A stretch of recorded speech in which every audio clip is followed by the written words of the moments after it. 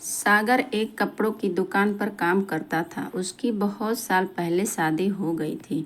सागर को हमेशा से लड़का चाहिए था। उसका मानना था कि एक लड़का ही उसके वंश को आगे बढ़ा सकता है। यह वंश का कुल दीपक होता है, पिता का नाम रोशन करता है और बुढ़ापे का भी सहारा होता है। और लड़की तो शादी करके चली जाती है। ऐसी सोच रखने वाला वह पड़ोसियों को भी यह बात बताता था। शादी के कुछ साल बाद उसे 2 लड़के हुए। बेटे का नाम रोहित और छोटे बेटे का नाम मोहित रखा। कुछ सालों बाद उसकी पत्नी का निधन हो गया। उसके बाद उसी ने उन दोनों बेटों का ख्याल रखा। समय बीता और उसके दोनों बेटे बड़े हो गए और अब दोनों बेटे नौकरी कर रहे थे। दोनों की शादी भी हो गई। शादी होने के बाद भी वह सब एक साथ ही रहते थे। कुछ साल एक साथ हंसी खुशी में गए, लेकिन बाद में दोनों भाई एक दूसरे के साथ झगड़ा करने लगे। दोनों बहुओं में भी छोटी छोटी बातों पर मतभेद होने लगे। यह सब देखकर सागर को बहुत बुरा लगता था। अब दोनों ने अलग रहने का निर्णय लिया और वह अलग हो गए। फिर पिताजी का ख्याल कौन रखेगा, ऐसा सवाल निर्माण हुआ। दोनों बेटे एक एक महीना संभालेंगे, ऐसा तय किया। सागर एक बेटे के साथ 1 महीने के लिए रहने लगा, फिर दूसरे बेटे के पास 1 महीना, ऐसा उसका बंटवारा हुआ। पर जैसे जैसे वक्त बीतता गया, वैसे वैसे बहुओं और बेटों में सागर को लेकर झगड़ा होने लगा। दोनों बेटों के घर में झगड़े का कारण सागर रहने लगा। यह बात उसको अच्छे से समझ आई थी। अब सागर को पुरानी यादें सताने लगी थी। उसने जिंदगी में कितनी बड़ी गलती की थी, यह उसे अब समझ में आ रहा था। पर अब इसका क्या फ़ायदा। आखिर दोनों बेटों ने पिताजी को वृद्धाश्रम भेजने का निर्णय लिया। एक दिन दोनों ही पिताजी को लेकर वृद्धाश्रम में गए। वहां जाने पर सभी औपचारिकता पूरी करके पिताजी को मिलकर वह दोनों अपने अपने घर वापस चले गए। बेटे घर जाने के बाद सागर बहुत रोने लगा। उसके बाद वृद्धाश्रम में कई लोगों ने उसे समझाया, पर वह बहुत दुखी हो गया था। सागर को वृद्धाश्रम में आए 8-10 दिन हो गए थे। वह किसी से भी बातचीत नहीं करता था और एक पेड़ के नीचे बैठकर विचार में मग्न रहता था। वहाँ के लोग उससे पूछते थे, पर उसने किसी को भी कुछ नहीं बताया। कुछ दिनों में वह एक व्यक्ति से थोड़ा बहुत बोलने लगा। बाद में दोनों की अच्छी दोस्ती हो गई। एक दिन वह दोनों बैठे थे, तब वह व्यक्ति सागर को अपनी कहानी बताने लगा। वह बोला कि मुझे एक ही बेटा है। वह मेरे साथ छोटी छोटी बातों पर झगड़ा करता था। इस बात से मैं बहुत ऊब गया था। उस वजह से मैंने वृद्धाश्रम में रहने का निर्णय लिया। मुझे कभी कभी लगता था कि मुझे बेटे के साथ एक बेटी भी होती तो कितना अच्छा होता। आज वह मेरे बुढ़ापे की लाठी बन सकती। उसका बोलना सुनकर सागर और ज़्यादा दुखी हो गया और वह बहुत गहरे विचारों में खो गया। सागर को दुखी अवस्था में देखकर उसके दोस्त ने पूछा, आप क्या सोच रहे हो? आपके सामने देखो, उस दिखने वाले 2 व्यक्तियों में से एक हमारे वृद्धाश्रम के मालिक हैं। उनका नाम सुरेश सेठ और दूसरी उनकी बेटी है, उसका नाम सीमा है। वृद्ध आश्रम का सारा काम उनकी बेटी संभालती है।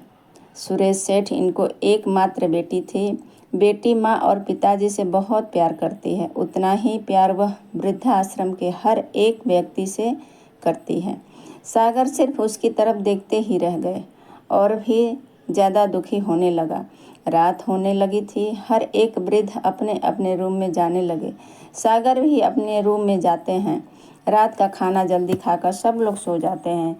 सागर को उसकी पिछली भूली बिसरी बातें याद आती हैं। सागर की शादी होने के बाद उसे पहली बेटी हुई थी। उस वक्त उसे बहुत गुस्सा आया था। पत्नी के मना करने के बाद भी गुस्से में उसने बेटी को उठाया और दूर जाकर उसे वहां छोड़ आया। पर अब पश्चाताप करने के सिवाय कोई रास्ता भी नहीं था। सागर को रात भर नींद नहीं आई। दूसरे दिन वृद्धा आश्रम में एक छोटा सा प्रोग्राम था। हर एक आदमी जल्दी उठता है और अपने अपने काम में लग जाते हैं। दोपहर को सब लोग हॉल में एकत्रित हुए। सुरेश सेठ और सीमा भी आए। वहाँ पर प्रोग्राम चालू था। तब सुरेश सेठ का ध्यान 2-3 बार सागर की तरफ गया। वह उनको बहुत उदास बैठा हुआ दिखे। उनको लगा कि शायद उनकी तबीयत ठीक नहीं होगी। प्रोग्राम खत्म होने के बाद वह सागर से बात करने के लिए उनके पास जाते हैं।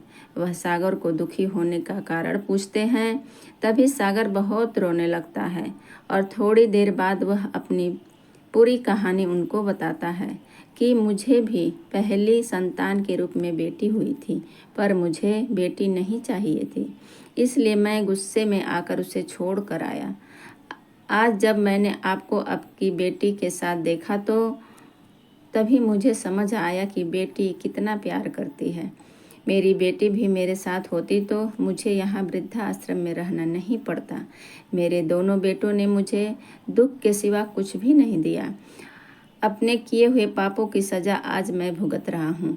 सागर की सब बातें सुनकर सुरेश सेठ को बहुत दुख हो रहा था।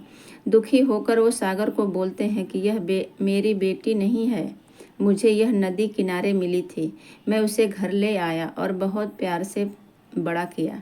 मैं और मेरी पत्नी उससे बहुत प्यार करते हैं और वह हम दोनों से भी उतना ही प्यार करती है। पूरी कहानी सुनने के बाद सागर बोलता है कि मैंने मेरी बेटी को भी नदी के किनारे मंदिर के पास छोड़ा था। यह सुनकर सुरेश सेठ को थोड़ा गुस्सा आया और वह वहाँ से निकलने ही वाले थे। तभी उसी वक्त वह सागर को पूछते हैं, आपकी बेटी का बर्थ मार्क वगैरह आप बता सकते हो क्या? सागर ने तुरंत जवाब दिया, हाँ बता सकता हूँ। उसके बाएं हाथ पर और बाएं पैर पर एक एक उंगली ज़्यादा थी। यह सुनकर सुरेश सेठ को विश्वास होता है कि सीमा ही उसकी बेटी है। यह सब सुनकर सुरेश सेठ वहाँ से चले जाते हैं। उनके चले जाने पर सीमा वहाँ पहुँचती है और वह सागर को बोलती है कि मैंने आप दोनों की पूरी बात सुन ली है। आपने मेरे बारे में जो भी कहा वह सुनकर मेरा मन बहुत दुखा है। एक पिता खुद की बेटी के बारे में ऐसा निर्णय ले सकते हैं, यह सुनकर मुझे बहुत बुरा लगा। आपने जो भी किया वह बहुत गलत था। आपने मुझे बेटी बोलने का अधिकार खो दिया है। आप मेरे पिता होकर भी मुझे रास्ते पर छोड़कर चले गए थे और मैं उनकी बेटी ना होते हुए भी उन्होंने मुझ पर जान निछावर कर दिया। इसलिए वही मेरे सच्चे पिता हैं। आप इस वृद्ध आश्रम में रह सकते हैं, पर आज आपने उनके सामने जो बोला है वह फिर कभी भी उनके सामने मत बोलिएगा, क्योंकि आज तक मैंने उनको इतना दुखी कभी भी नहीं देखा। इतना बोलकर सीमा वहाँ से चली गई। सागर सिर्फ आंखों में आंसू लाकर उसकी तरफ देखता रह गया और अपने नसीब को कोसता रहा। उनको बहुत गहरा सदमा लगा और वह इस सदमे को बर्दाश्त नहीं कर पाए और दुनिया छोड़कर चले गए। बेटियों को कभी पराया नहीं समझे, ये मेरी आप सबसे हाथ जोड़कर विनती है। Thank you.